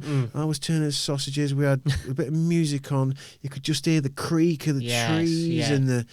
And I just had a moment of like, wow, like this is it. You know, this is what magic is. This is like that thing that you mentioned at the start of the podcast. Right, get the good grades, get into the college, you know, get the uni, then get the quota, and get the big job, and then get the retirement and live on a yacht in Jamaica. It's like no. It's now. Yep. Now. In a fucking little nylon tent in the woods. Yeah. You know, 3 miles from my house. That's It's just this moment now. Yes. We're free. The kids are just dirty and connected. I mean, it sounds ludicrous to like so many of us in the lane of life. Yeah. Because it's just too simple. Yep. But that's the trick. Isn't it? That's it. Yeah. Just to stop that mind. And just kill off that ego for a few minutes and just connect with what's around you is such a powerful feeling. I mean, the amount of times I've just been sat out there and you all of a sudden the mind chatter stops. You hear the birds, you hear the trees and the wind going through them, and you just you can even hear the grass sometimes. It's that quiet. And you literally sit there and there's nothing else. There is nothing else other than that.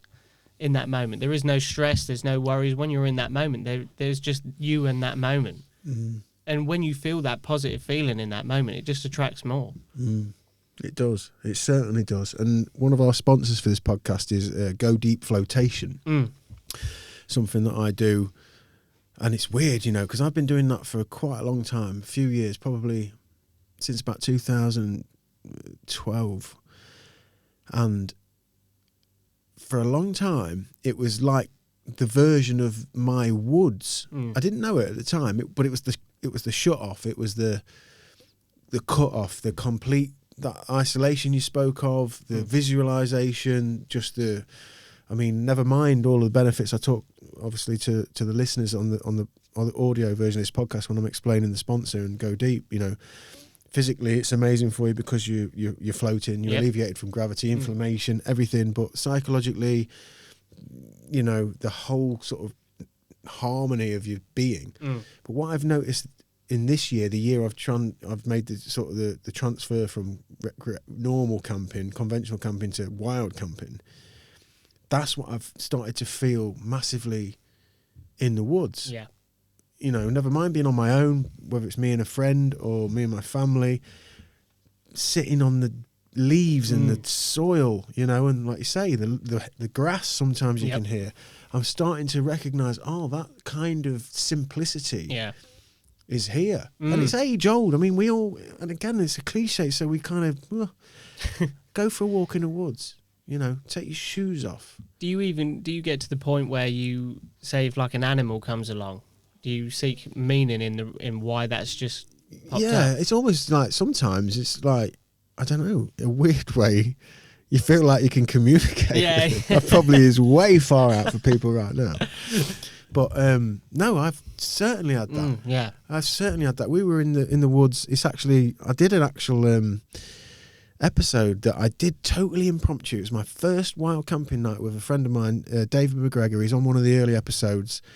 Great lad. And it turns out he's well into his wild camping, and he took me in like May this year. And we went locally, and I was mesmerised because we were in the woods, like fucking well in the woods. And we'd had a bit of a vape and a couple of nice ales, and we're just chatting away. And the conversation was only been there about half an hour, and straight away we were just laid on the grass looking up at the trees. We'd had a drink, and we were just like cut off from the life that we live. And I just noticed the conversation was just like, whoa. And I just hit like the memo on my phone. And our heads were it's like a cliche. Like our heads were like, you know, we were laid perpendicular kind of thing. Like our heads were together. Yeah. So I just put my phone on record. And I just recorded. And I did that throughout the night. Yeah. Chopped it up and like listened back to it. And I was like, whoa, that was fucking profound. Yeah, and I can hear how, like, as I'm talking to him, I bet he's thinking, all right, you know, but such a profound experience and the simplicity. But we heard deers. Yep. We were sat up late at a tree and we could hear the deers. And I'd never heard a deer like that. I mean, the noise was mad. It was like, what is that? Yeah. And then it was like, oh, it's deers. And I was like, whoa, we're sat in the dark. You can't see this far in front of your face. You know, he's got a head torch on and he's looking that way, so I can see a bit of light. But essentially, it's really dark. You can feel the air. Yep. You can feel the sway of the trees. You know you're in the woods the first time you stay in the woods on your own at night. Yep. So I'm like, whoa, and they're wearing this deer, and he's like, shh, I think it's...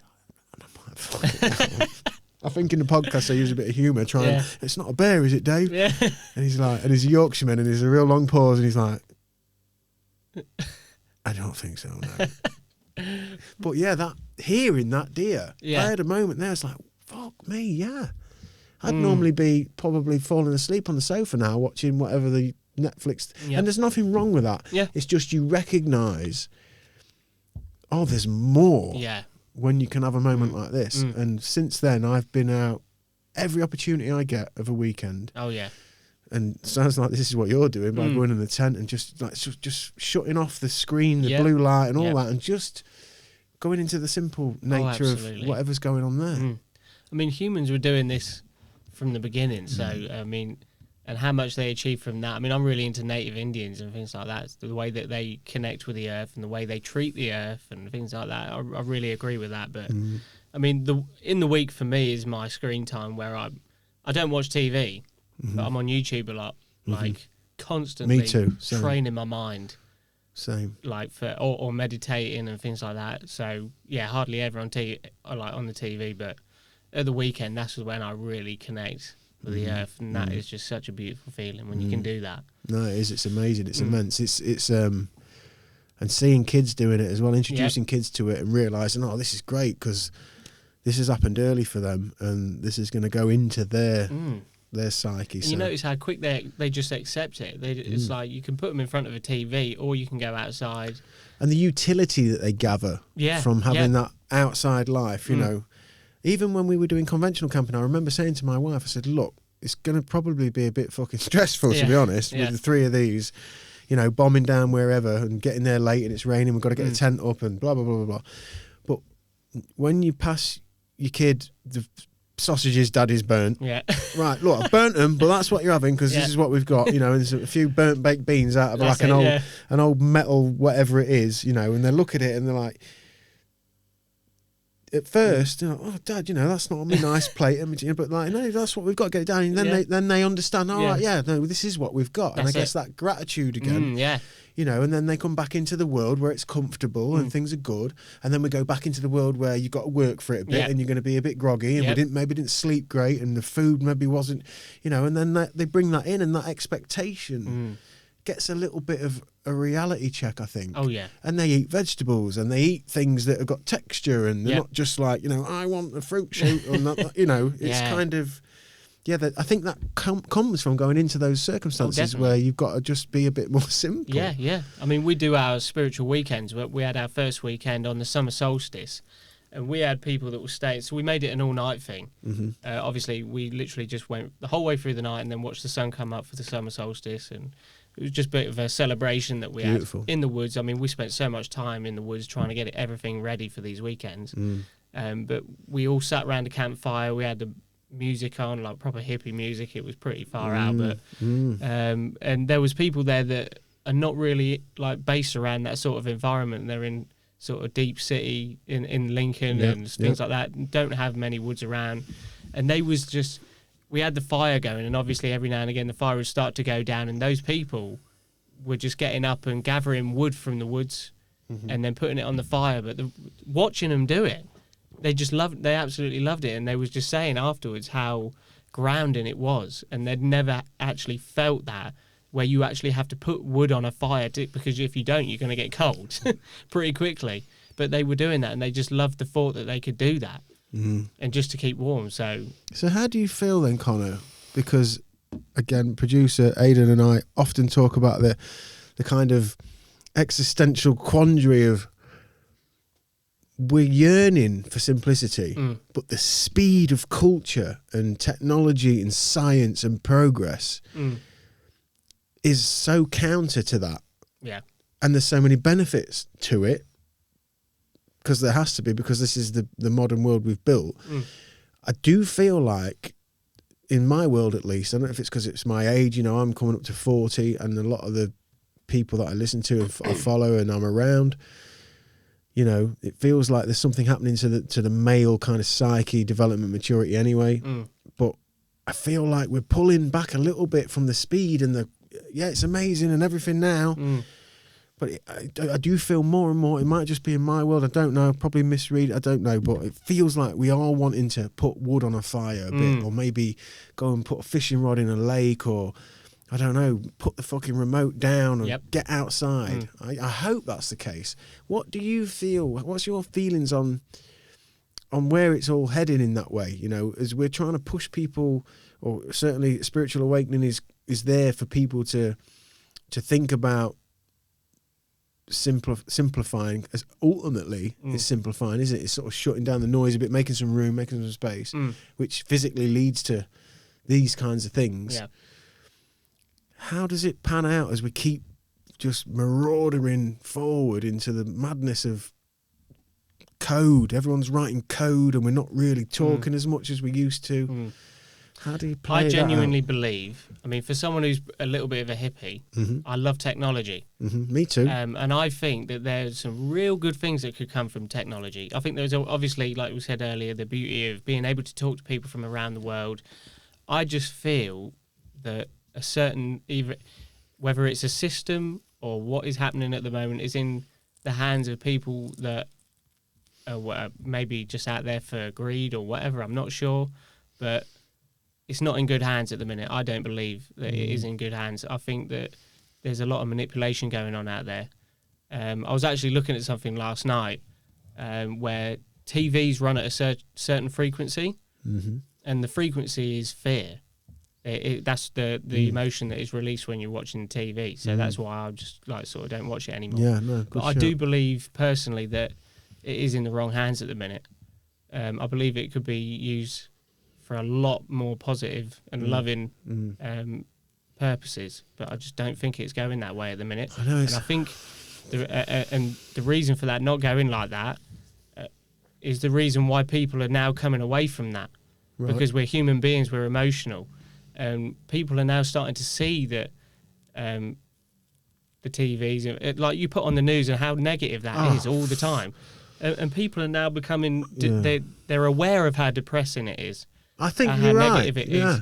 And I think finally there's more people waking up now than I think ever before. I truly believe we are on the cusp of the biggest awakening in human consciousness. Something's happening, isn't it? Since the times of the Egyptians and the Mayans. That's what I truly believe right now. Yep, 100%. So literally an epoch shifting consciousness. We're moving into, which I guess we are even on that Mayan calendar suggests, aren't we? Aren't we moving from Pisces to Aquarius? We're now in, well, I think obviously within I think it's within the next 10 years. I think it's when we will officially go into it. They didn't actually pinpoint it, but it is within the next 10 years.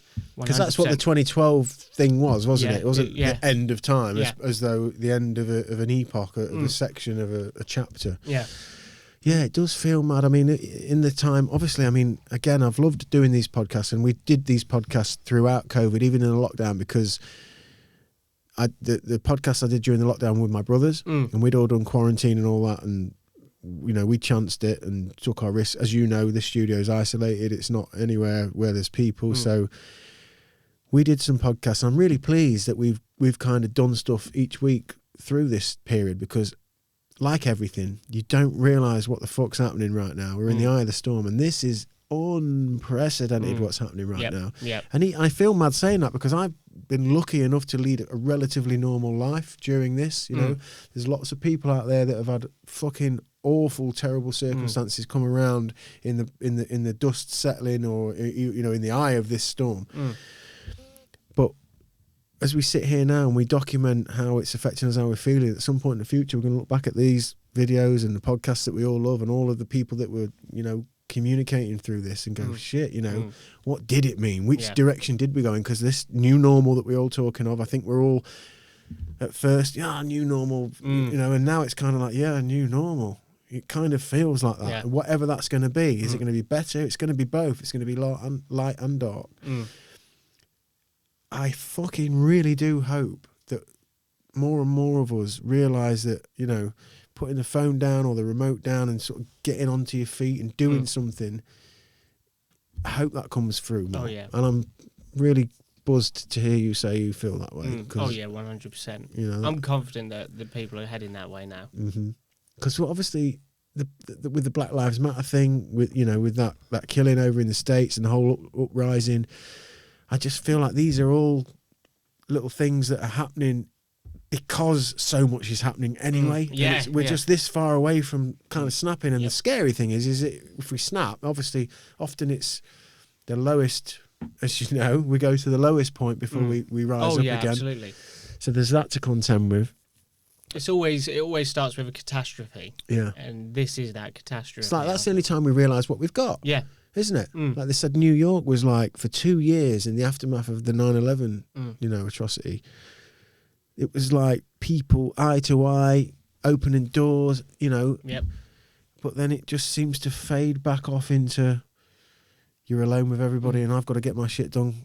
Come on, out of the way. It's weird, but I you know, God, it's a mesmerising time. Oh yeah. And it's been. I try and keep reminding myself because I have been lucky. I have been able to maintain, you know, pretty much the life I've lived before, and trying to keep, you know, without, because I cannot put the news on. Yeah. I can't put the news on, and I can't read the official narrative articles because I just know that whole game is corrupt and it's bent out of shape, and whether that part of that article is true or not, the broad place is just bent. So I'm sort of fishing out my perspective, I guess, from podcasts I love, from people I trust, from independent news sources, and kind of trying to frame it that way. But it's a mad time. What does it mean for you guys then? So you mentioned earlier, it's obviously with you being able to do the distance learning, that must have been really useful at this point, because I imagine a lot of people have considered, shit, what is going on in my life? Well, I think we've literally only just started. The website only just went live, so it's been a long process to get to this point. But as for the whole COVID thing, we was lucky enough for it to help us out quite a bit. I mean, I had my 2 months off. The woods was just a nightmare, and I'd wanted to clear it out since I was a kid, and I never really knew why. But when COVID started, I didn't have anything to do, so I went in the woods with my nephew. He's about 10 years old. I said to my mum and dad, I'm going to clear them woods. I'm not sure why, but I think the reason's going to come sooner or later. And they said, no, don't go in there. Don't be lighting fires. We'll have a wildfire and it'll kick off. So I said to my nephew, right, let's go and light a fire. So we went in there. We started with it. And then when my mum and dad finally came down and they saw the progress we'd made, they joined in. Oh, awesome. And then from there, we had the idea about doing the spiritual weekends. So that was the first thing we did, was our first weekend. Obviously, everything was socially distanced and that. But that was the first. So these spiritual weekends, just to jump in quick, are you inviting people through the page? Are people coming outside? Anyone's free to join in. Anyone that's wanting to search deep within themselves, and outside. So talk us through a sort of, you know, the develop. How does that night go? What happens on a night? So it's on. It starts on a Saturday morning. Everyone gets there, and we'll just introduce ourselves, and we do like a group meditation. My mum does a little bit of a psychotherapy session where she'll go like a group session. So like people explore, but you're as free to either join in or not join in as much as you want. So that's that situation. My dad does a session on ecotherapy, and grounding, growing your own vegetables, your own food and things like that. So he does a little bit of a session on that. And then Graham, the professor, does a sound therapy session. So we've got some speakers set out in the woods, and it goes into frequencies and how that can affect your mind, and the therapy session of that. And then in the evening, me and Graham's wife Viv, we do a session on transpersonal. So it's like sort of dusk time, 9 o'clock. We have the campfire and we sit around and we talk about the afterlife, out-of-body experiences, near-death experiences, and people's experiences with that. And wow. Yeah, anything to do with the afterlife, and the proof and the science behind it. So that's pretty much the whole day. And so do people sort of depart at some point during the evening then? They're willing to stay through the night. So you can bring a tent? Yeah, they can bring a tent or caravan. Basically, I'm just about to ask you, when can I come and do this? Well, our next 100%. Our next one's on the 29th of this month. Right. We've got about 16 to 17 people going at the minute. Right. And do you have a capacity? Do you have like a threshold? We're going to go threshold? max of 30 people. Right. So that's what the max that we're going to go. How long have you been doing this then? This part then? Our first weekend was about a month ago. Okay. And we did that, and that went really well. Yeah. Obviously, no one paid. It was just a session where we did just to test it out, and it went amazing. So we went, right, let's do it. We'll go and we'll do it through Spiritual Awakening Worldwide. And, so that's where we're running with that now. And there's a lad that popped out to me when we advertised it, who was really nervous about it. He was similar age to me. Didn't really want to sort of go into it as much, but he knew, similar to situation to me, he had to change. He's got to make a change.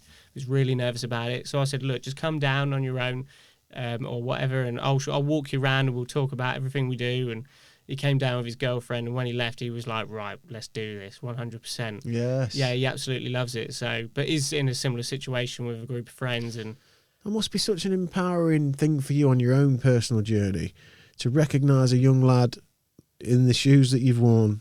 And not only have you got the experience that you can maybe offer him some advice, or you might say the right thing, or point him to the right book, or give him some thread of some kind of belief. Yeah. But to be able to combine your journey into these doors that you opened all along the way, and sort of create these opportunities and have the motivation and the determination to put things together, to then be in the woods of the house that you got to when you're 8, and you recognize these fields and this freedom, to bring people in and go through what sounds like a significant and well-balanced kind of, a really solid experience. That must be a really fucking lovely thing to... The first weekend we did, we were sat in the woods. We'd had the whole day. Obviously, even clearing the woods was an experience for me, because for me it was clearing my mind, obviously, through everything I went through this time last year. And when the people, everyone was in the woods, was all listening to music, everyone was having a great time and enjoying themselves, and the fire was going. I sat up against a tree, and everyone was there in the group, and I cried because I weren't saying a word. I just genuinely felt, I was like, this is what I wanted, for everyone to feel good. Amen. Just feel good about life, and I've just wanted that so much. Putting energy back out there, and belief and community and communion, and I imagine people are having wonderful experiences. Oh yeah. Those kinds of experiences where it is enough to get you over the line on Monday, where you go, no, I am going to take a different step this Monday. Oh yeah. I mean, you have a choice every day when you wake up. You've got a choice whether you're going to have a good day or a bad day. I always believe that. When I used to, obviously where I work, there's a lot of negativity around there. And so it's so easy to get sucked into a negative day because of someone's situation. They all bring their problems in. Yeah. But now, obviously, through everything I'm doing, the first thing I do, I wake up at 5:30 every morning for work. I put my frequencies on in the car, so I'm listening to positive frequencies, or affirmations I do. And now I'd never have a negative day. Every day is a good day for me now. Well, I can imagine, because when you do have adversity, you've put yourself in such a position where you understand it. Okay, this is a difficult situation. This hasn't gone to plan. I've got to get my head around it. It's not the prettiest thing. It's not the, but it's part of the bigger thing. Yeah, this is it. And it's so much easier to accept it once you go through those motions of like changing your mindset. What you're gonna have bad days. It's impossible. You're gonna have them, but they're so much easier to handle when you're in a positive mind frame through all of this work that I've been doing. It's just so much. Life becomes easier in itself. I've noticed over the last few years of doing it. It's a beautiful feeling to have that. I've been lifted. In the short time we've been speaking thus far, and we've connected through Instagram. We've seen each one another's pages, and it felt like, let's get talking. Hearing the stages that you've been through, and how old are you now, Connor? Are you mid-20s? Yeah, so a lot's happened for you in a short, from 17 to 24. That's a lot of, and to be sat here now on a podcast talking about, your page that was born out of your own isolation and determination to sort of gather yourself and find something more, to the fact that you're in the woods that you've cleared out, that you've built, structures inside, and you're inviting other people in. Yeah. That's amazing. That's amazing. And it's just the start. Yeah. It's just the start. The website's up now. So obviously in the description of this, I will tag everything in it. Everything we can get you to. What did you say the date was for the spiritual weekend? Yeah, the 29th of August. And so how often are you doing these then generally? We're still thinking about what we're going to do, but I think we're going to maybe think about doing it one a month. Yeah, that's probably realistic. Yeah. I mean, we can do it through the winter as well, because we've got the bell tent and the log burner in the bell tent. So obviously, if it's going to be like a beast from the east moment, we'll probably miss it out. But there's something in that as well. Yeah. There's something in the conditions changing, the seasons, the energy. Yeah, but the winter months are always the hardest. They're dark, dreary. It's depressing anyway, just going outside. That seasonal disorder that people suffer from, which I think is a big thing. It goes grey, it goes damp. Yep, I'm definitely guilty of that. I've had that no end of times. I hate winter really, but you just have to take it, don't you? To get a summer. Another Alan Watts, stars can't shine without the darkness.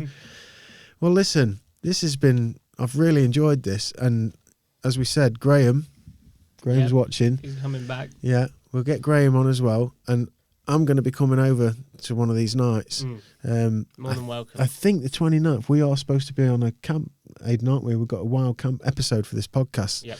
So we've got to nail down what we're going to do for that, but 100%, me, my wife.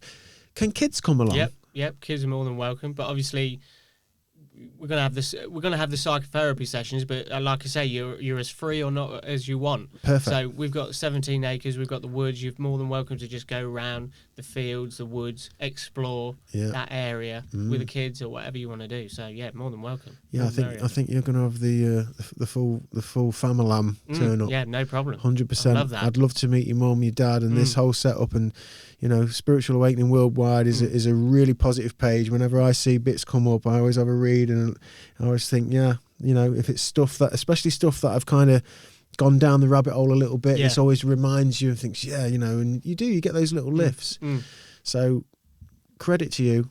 I wish you all the luck with it. You're doing great work. It's lovely to see your own path lift like it has.